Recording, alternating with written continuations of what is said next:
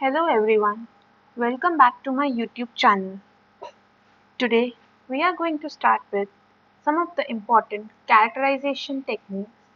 The first one is X-ray diffraction.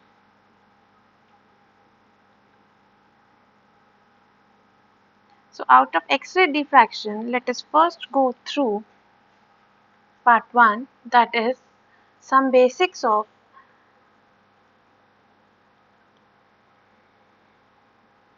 X-ray sources and their generation.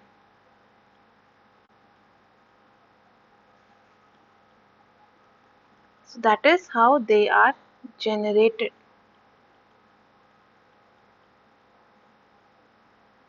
Okay? Okay. So let us begin with diffraction. So for an electromagnetic radiation to get diffracted, okay, electromagnetic radiation to be diffracted, what is the important condition? Then the spacing in the grating, or the spacing between the different obstacles, should be of the same order as of the wavelengths. So lambda should be equivalent to A. So where this is the wavelength of the radiation, whereas this A is the spacing between different obstacles. If this lambda is less than A, then the EM wave gets transmitted.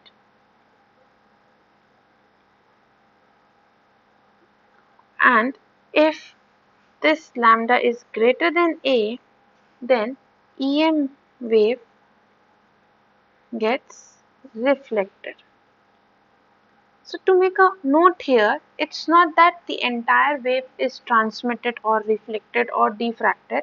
It is that these traits are dominant. These are the dominant features. Okay, others are also present, but these dominate in such a case.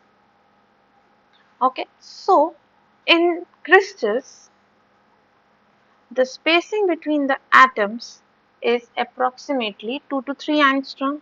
So interatomic spacing, the spacing between the atoms is interatomic spacing. It is approximately 2 to 3 angstroms. So the suitable radiation within this wavelength range. So wavelength should also be similar to this. So this is X-ray. That is why we use X-rays for diffraction studies or to investigate different types of crystal structures. Hence, X-rays are used in the study of crystal structures. Okay, now although neutrons and electrons, they can also be used for diffraction studies, and they have been used at some places as well. They can also be used for diffraction studies. Alright, and this is particularly useful when we are studying magnetic ordering in materials. So each type of wave or radiation have their own specific application. Okay. Now laser diffraction, that is another thing. Lasers, they can be used for optical diffraction. Optical means for light, visible light. This stands for visible light. Okay. When the spacing between the scatterers is much larger. So these have wavelengths in the order of micrometer. So when the grating is of the size of microns, then lasers can be used. So in diffraction, what we are interested in diffraction, we are mainly concerned about the elastic interactions of waves with matter.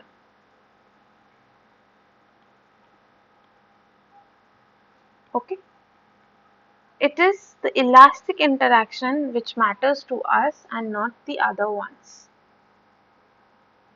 Now, let us see how these X-rays are generated. We have seen why we use X-rays, because their wavelength is comparable to the interatomic distances of different crystal structures.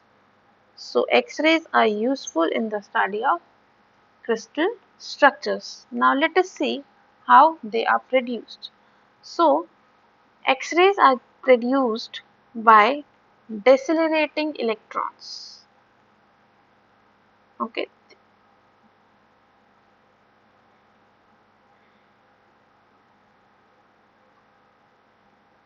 So what is decelerating? Whose speed is reducing.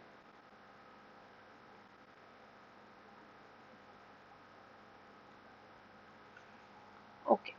Now, how does this happen? This happens when a target is bombarded with an electron beam.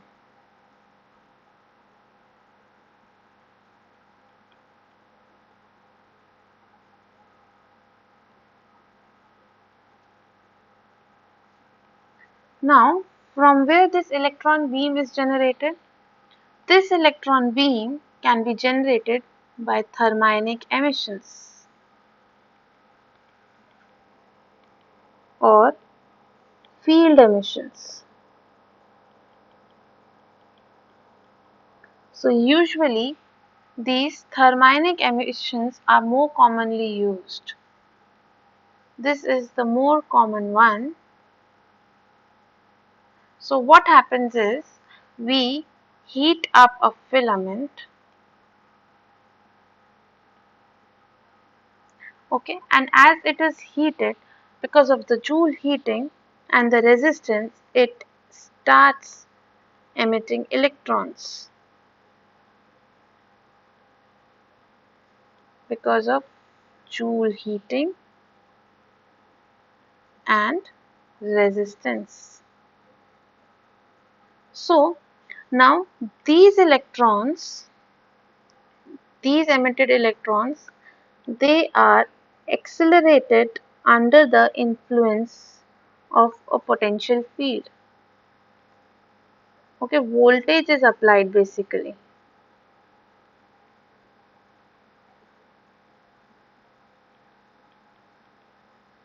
So voltage is applied to these emitting electrons so that they are accelerated. Now these accelerated electrons, they are made to hit the target.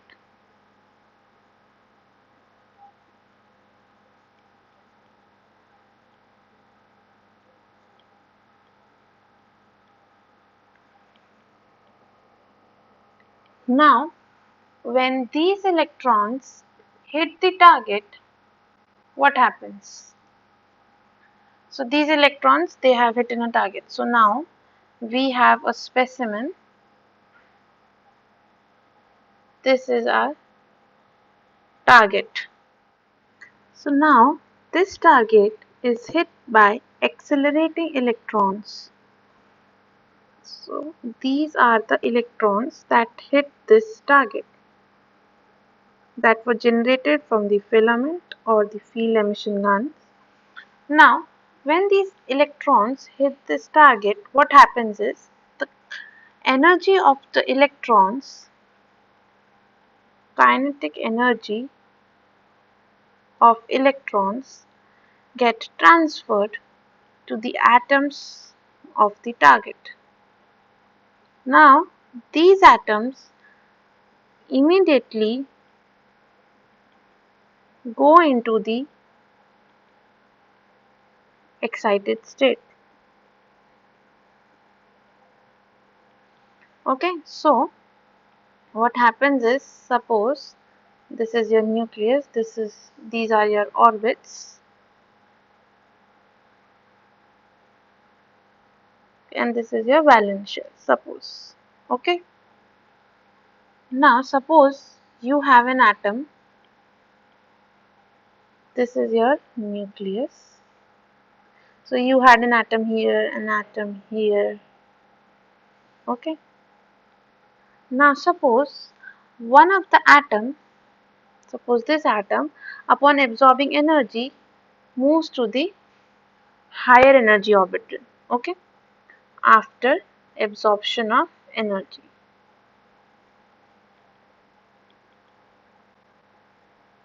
So this atom goes into an unstable higher energy state.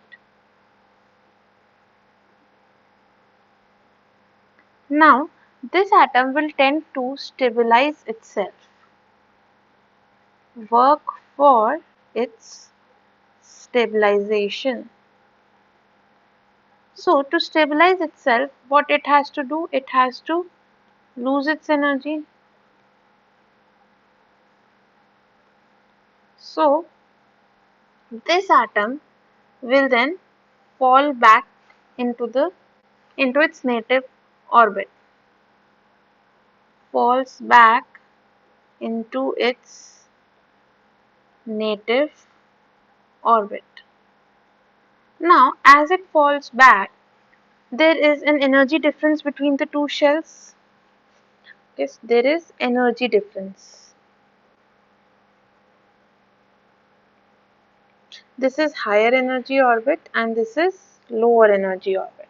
So now X-ray corresponding to this energy difference, okay, and X-ray corresponding to this energy difference is emitted.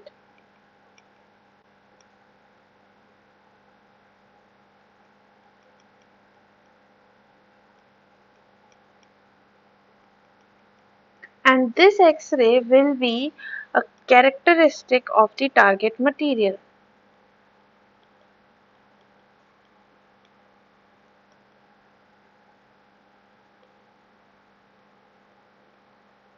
Okay, this X-ray is characteristic of the target material. So, hence, in such a way, these X-rays are produced. So, finally, we get X-rays. So, this is the target bombarded by accelerating electrons, and then we get X-rays. Okay? Okay. Now, this resultant X-ray spectrum, okay, so this results in an entire spectrum of X-rays. Results in an entire. Why we get an entire spectrum? Because different atoms are excited by different energies and correspondingly they emit X-rays of varying energy as they stabilize themselves. Okay, so we get a spectrum of X-rays, and this spectrum consists of intense peaks on a continuous or broad background.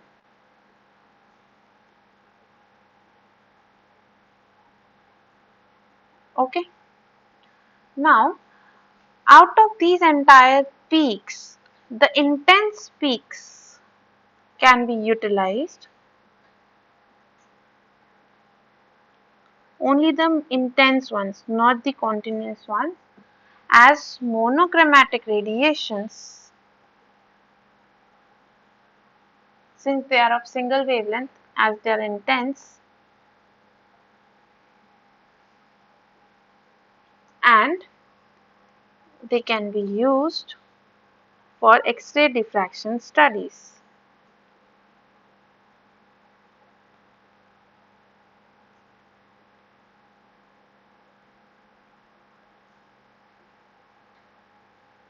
Alright. So what is the spectrum looks like? So for the spectrum, let us draw the curve.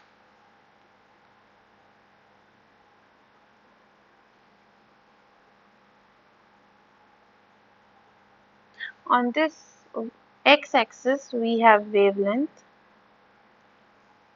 lambda, okay, and on the x-axis we have intensity. This is in arbitrary units.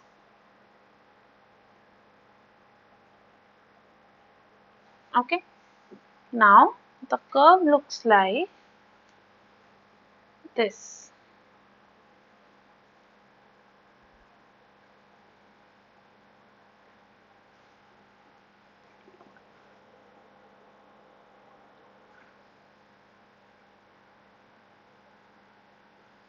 So this k beta and k alpha, these are the intense peaks, and nearly monochromatic. Why? Because these peaks correspond to a single wavelength. They correspond to a single wavelength approximately. Okay. Now, and this whole is the broad background or the white radiation. This is not of use in X-ray diffraction studies.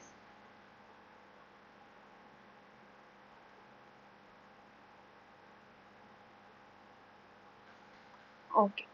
Now, this is basically for a molybdenum target. This curve is for molybdenum target when impacted by electrons accelerated by a potential of 35 kilovolts.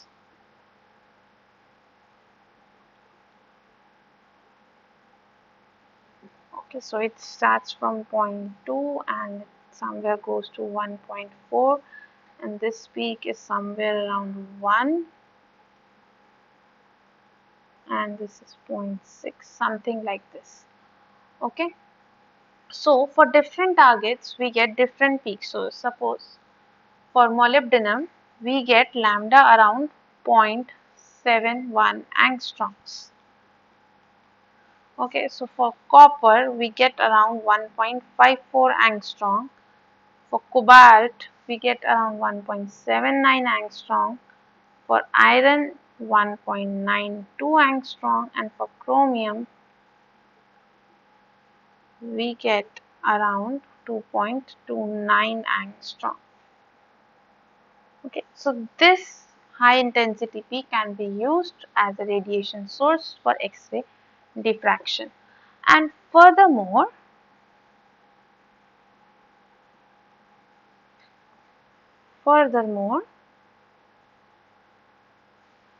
monochromators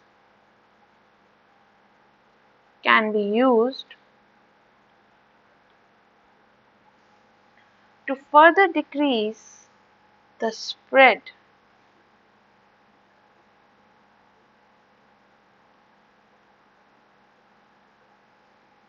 of wavelengths in the X-ray beam. It cuts out the unnecessary wavelengths and gives us a nearly monochromatic beam.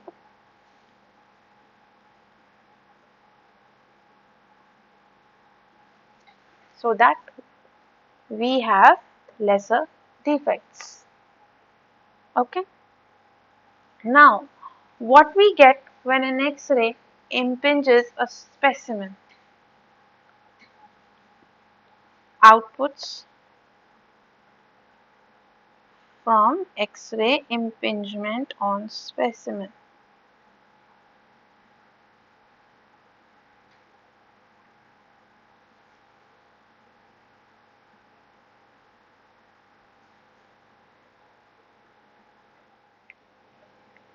So the interaction of X-rays with the specimen can result in various signals or emissions.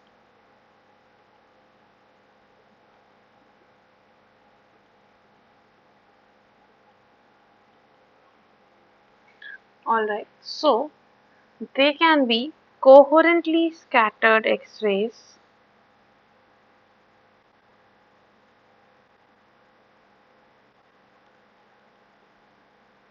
okay, and these are the most important one for XRD purposes.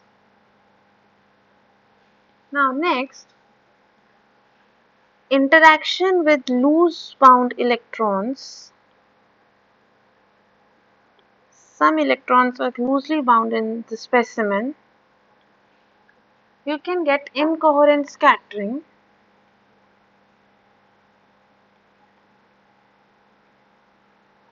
Now this incoherent scattering can also be referred to as Compton modified X-rays.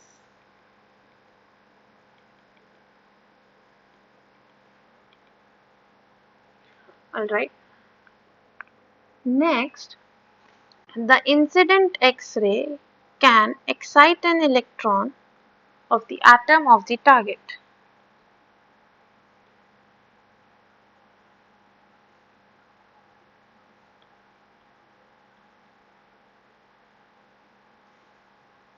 Now this excited atom will tend to stabilize itself by losing energy, so it emits fluorescent X-rays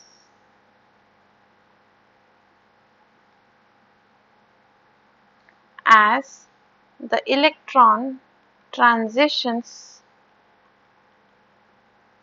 from higher energy orbit to a lower energy orbit. Alright, so we get fluorescent X-rays. Why are they fluorescent? Because of a particular wavelength which gives them color. These are also sometimes called as secondary X-rays. Now, these incident X-rays can also knock off entire electrons from the specimen.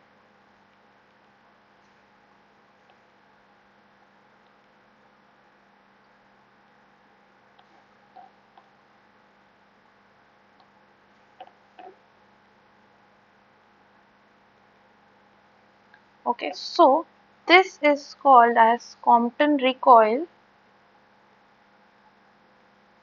or photoelectrons. And obviously, some of the energy of the incident X-rays can be absorbed in the specimen as heat. So, to summarize it in the schematic form, we can draw this. Suppose this is your specimen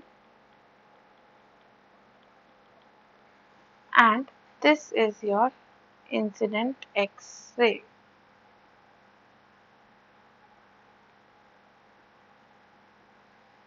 Okay, some energy can be absorbed as heat within the specimen. Now we have two sections. One is the scattering part. So suppose the incident X-ray excites an atom, so we get fluorescent X-rays or secondary X-rays.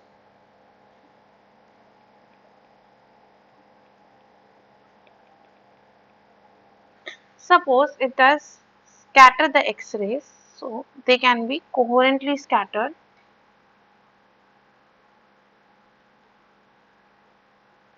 Okay, so now they can be coherent or incoherent. These can further be coherent or incoherent. Coherent ones are from bound electrons or from bound charges.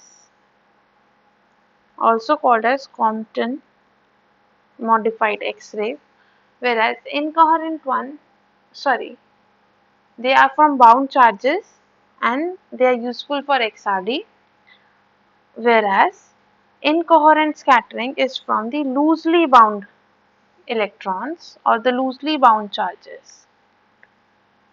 So this is from loosely bound charges.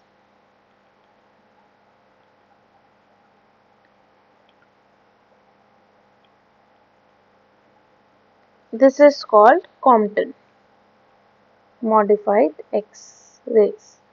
Okay. Now other one is it can emit an electron from the specimen itself.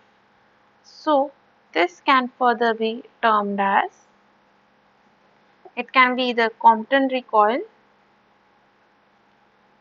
or photoelectrons. So if we see, this is the most important one for XRD. Most important one. So this is the schematic of the interaction of the incident X-ray with the specimen. In the continuing lecture, we will study about diffraction and the Bragg's law of diffraction. Thank you.